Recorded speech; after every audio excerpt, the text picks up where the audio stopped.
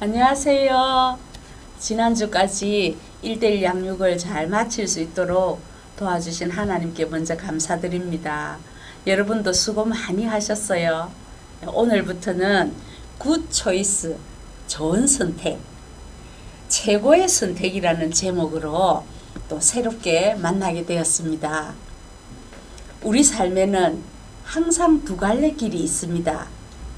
생각하기에 따라서 여러 길이 있겠지만 궁극적으로는 선이냐 악이냐, 남에게 유익한가 해로운가, 선택은 하나입니다. 우리 앞에 놓인 문제들을 말씀 속에서 답을 찾아서 굿 초이스, 가장 좋은 선택으로 하나님께 영광을 돌리고 자신도 행복하기를 바랍니다. 굿 초이스 많이 구독하시고 많이 기도해 주세요. 오늘 말씀은 사무엘상 19장 8절에서 12절입니다. 전쟁이 다시 있으므로 다윗이 나가서 블레셋 사람들과 싸워 그들을 크게 쳐 죽이매 그들이 그 앞에서 도망하니라. 사울이 손에 단창을 가지고 그의 집에 앉았을 때에 여호와께서 부리시는 악령이 사울에게 접하였으므로 다윗이 손으로 수금을 탈 때에 사울이 단창으로 다윗을 벽에 박으려 하였으나 그는 사울의 앞을 피하고 사울의 창은 벽에 박힌지라. 다윗이 밤에 도피하매 사울이 전령들을 다윗의 집에 보내어 그를 지키다가 아침에 그를 죽이게 하려 한지라. 다윗의 아내 미갈이 다윗에게 말하여 이르되 당신이 이 밤에 당신의 생명을 구하지 아니하면 내일에는 죽임을 당하리라 하고 미갈이 다윗을 창에서 달아내리매 그가 피하여 도망하니라. 아멘. 아주 친한 친구 3명이 사막을 여행하게 됐습니다. 뜨거운 사막을 가면서 무슨 얘기를 하는 중에 두 친구가 의견이 맞지 않아서 한 친구가 화가 나서 다른 친구의 뺨을 때렸대요. 뺨 맞은 이 친구가 아무 말도 안 하고 모래 위에다가 글을 쓰더랍니다. 오늘 나는 내가 가장 사랑하는 친구에게 뺨을 맞았다. 그렇게 써놓고는 또 사막을 갑니다. 한참 가다가 오아시스를 만났대요. 목말라 갈증이 나던 차에 얼마나 반가운지 앞뒤 볼 것도 없이 그냥 달려 들어가서 물을 먹다가 아까 뺨 맞았던 그 친구가 또 늪에 빠지게 된 거예요. 그때 뺨 때렸던 친구가 달려와서 늪에 빠진 친구를 건져 주었어요. 이 친구가 이번에는 돌에다가 글을 쓰더랍니다. 오늘 내가 가장 사랑하는 친구가 나를 건져 주었다. 그래서 옆에 있던 친구가 물어봤어요. 왜 아까 뺨 맞았을 때는 모래 위에 글을 쓰고 이번에는 돌에다가 쓰느냐.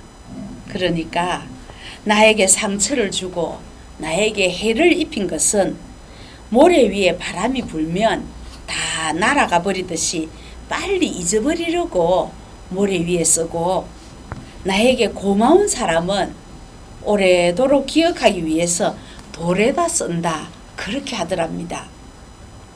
우리는 어떻습니까?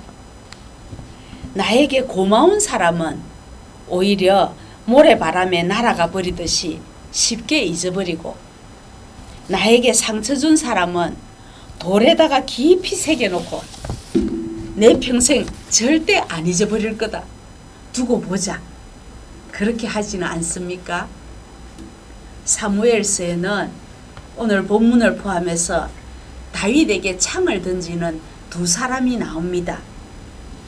첫 번째 사람은 백성들이 다윗을 워낙 좋아해서 인기가 있으니까 그걸 보고 자기 왕자리가 위태롭다고 생각한 나머지 그만 정신이 왔다 갔다 하더니 다윗에게 창을 던진 사울이 있습니다.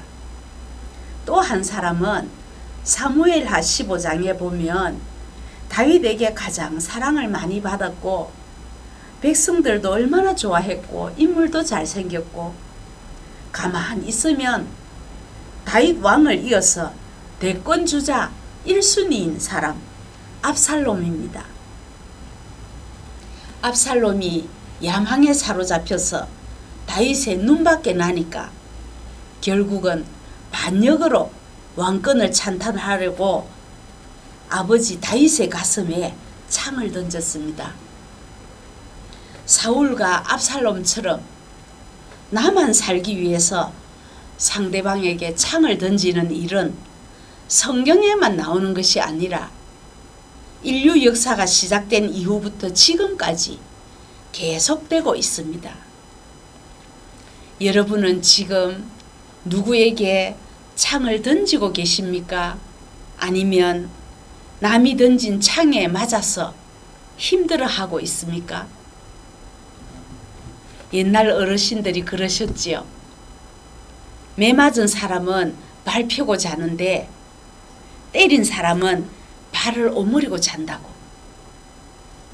이사야서 45장 7절에 보면 나는 빛도 짓고 어둠도 창조하며 나는 평안도 짓고 환난도 창조하나니 나는 여호와라. 이 모든 일들을 행하는 자니라 이렇게 했습니다.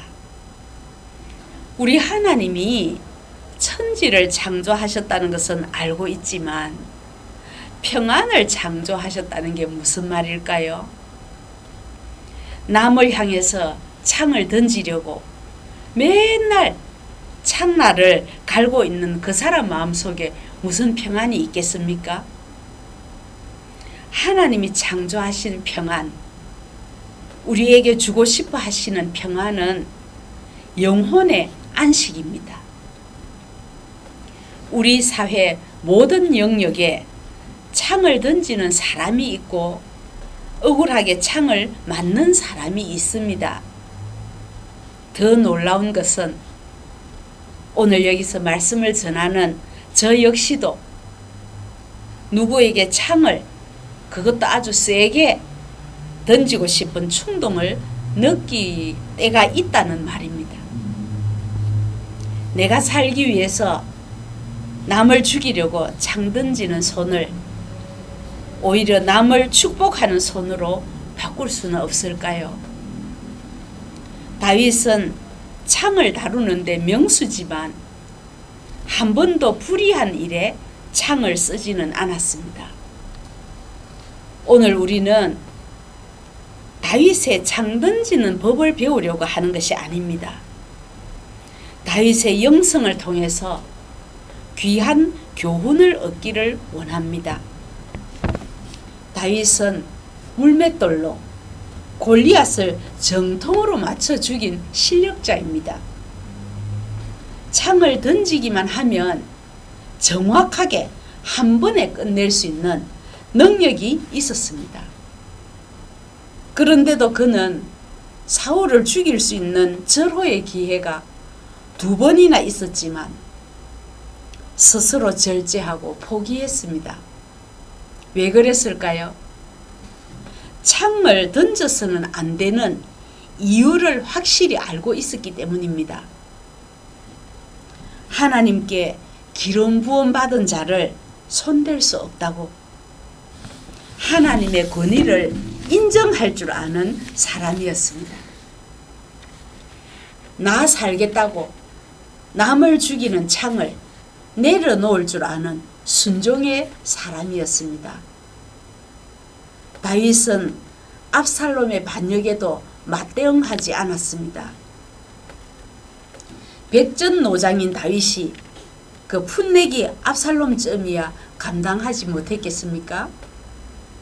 단박에 끝낼 수 있었는데도 차라리 내가 왕궁을 떠나주마 그렇게 하고 왕궁을 비웠습니다. 아들이 아버지를 대적하는 데는 나에게 뭔가 잘못이 있지 않았겠나? 나로 인한 하나님의 징계라는 것을 알고 하나님의 뜻 앞에 자신의 창을 내려놓는 다윗의 겸손을 배우기를 원합니다.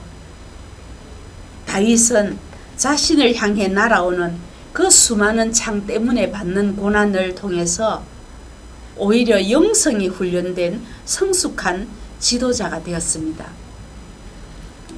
저는 큰 빌딩 앞을 지나갈 때마다 조각 작품들을 전문가도 아니면서 유심히 볼 때가 있습니다. 어떤 의미를 가지고 있는지는 잘 모르지만 그런 작품이 나오기까지의 작업 과정은 상상이 되지요. 아름다운 작품을 만들기 위해서 조각가는 먼저 큰 돌멩이를 골랐겠지. 그리고 들어가야 할 부분이 나와 있으면 망치로 두들겨서 깨뜨리고, 나와야 될 곳이 들어가 있으면 그 주변을 깎아내리고, 또 울퉁불퉁한 곳은 페이퍼로 문지르고 끌로 다듬는 작업을 했겠지. 저 혼자 상상을 합니다. 그러면서 우리 하나님도 작품을 만드시는 조각가라는 것을 생각하면 가슴이 찡하고 눈물이 핑 돕니다. 하나님이 이금년이라는 인간을 조각해 가실 때에 교만한 부분이 있으면 망치로 깨어 부셨을 것입니다. 그럴 때 나는 어떤 반응을 보였겠습니까? 아파요. 깎지 마세요. 깨뜨리지 마세요. 나는 이대로 사는 게 좋아요. 내 인생 간섭하지 마세요. 소리 지르고 별짓을 다 했을 것입니다. 그렇게 깎아내지 않으면 아름다운 인격이 안 만들어지니까 하나님은 묵묵히 다듬어 가셨을 것입니다. 삶 속에서 우리를 절망하게도 하고 좌절하게도 하고 그런 실패한 날들이 있었기 때문에 오늘 우리가 이렇게나마 변화된 모습으로 서 있지 않을까 하는 생각을 해봅니다. 오늘도 우리를 다듬어 가시는 하나님께 감사합시다. 그 과정에서 때로는 내 주변에 있는 사람들을 망치로 쓰기도 하시고 돌멩이로 쓰기도 하십니다. 그러니까 나에게 창을 던지는 사람들은 오히려 나를 다듬어주는 소중한 사람들입니다. 나를 위로하고 세워주는 사람도 귀하지만 나에게 상처를 입히고 괴롭히는 사람은 더더욱 귀중한 사람들입니다. 그들 때문에 절대 망하지 않습니다. 여러분, 오늘도 우리에게 수없이 많은 창이 날아옵니다. 똑똑하다고 시기의 창이 날아올 때가 있지요. 무식하다고 그것도 모르나 하면서 멸시의 창이 날아올 때도 있지요. 가난하면은 왜 그리 지질이 궁상으로 못 사느냐? 무시하는 창이 날아오지요. 못생기면 왜 그렇게 못생겼냐고 비웃음의 창이 날아오지요. 여러분은 그 창을 어떻게 막아냅니까? 이렇게 말하면 우리는 다 내가 남에게 창을 던진 적은 없고 나는 항상 날아오는 창을 맞았다고만 생각합니다.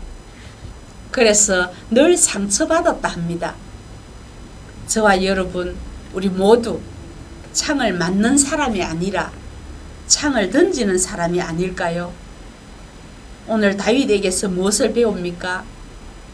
날아오는 창 속에서도 말씀에 순종하고 겸손했던 그 삶으로 훈련되기를 원합니다. 이제는 나만 살겠다고 창을 던지는 사람이 아니라 세상을 향해서 복음의 창을 던지는 사람이 되기를 원합니다. 여러분 혹시 창끝이라는 선교 영화를 보셨습니까? 에콰도르의 마지막 남은 식인종들이 던지는 그 창끝에 찔려서 죽어가던 5명의 젊은 선교사들을 저는 기억합니다. 그들이 피를 흘리며 쓰러질 때에 저는 로마 군병의 날카로운 창끝에 찔려서 한없이 쏟아지던 주님의 보혈을 생각했습니다. 그 보혈로 인류의 죄가 씻겼고 우리에게 구원이 임했습니다. 그 사랑을 받기만 하고 그냥 있으면 되겠습니까? 우리도 세상이 등지는 창날에 심장이 찢어질 것을 각오하고 복음의 창을 던져야 안 되겠습니까? 나중에 그 젊은 선교사들의 아내들이 다시 에콰도르 남편들이 순교한 그곳으로 들어가서 복음을 전하고 모든 원주민들을 변화시켰습니다. 사울 왕처럼 자기 욕심을 채우거나 압살롬처럼 헛된 야망 때문에 던지는 창이 아니라 생명을 살리는 구원의 창, 복음의 창을 던져야 됩니다. 자식에게, 형제에게 일시적인 평화가 깨어질까봐 복음의 창을 던지지 못하고 주저하지는 않습니까? 오늘 굿 초이스에 오신 우리 모두 복음의 창을 던져서 영혼을 살리고 하나님 나라를 이루어가는 창 던지기 선수가 되기를 간절히 바랍니다. 기도하겠습니다. 하나님 아버지, 말씀을 듣는 이 시간이야말로 굿 초이스가 되게 해주시옵소서. 남을 향해 비판의 창을 던지는 사람이 아니라 복음으로 생명을 살리는 능력의 창 던지기 선수가 되게 해주시옵소서. 좋은 선택을 하도록 지혜를 주시옵소서. 예수님 이름으로 기도하옵나이다. 아멘. 감사합니다. 다음에 뵙겠습니다.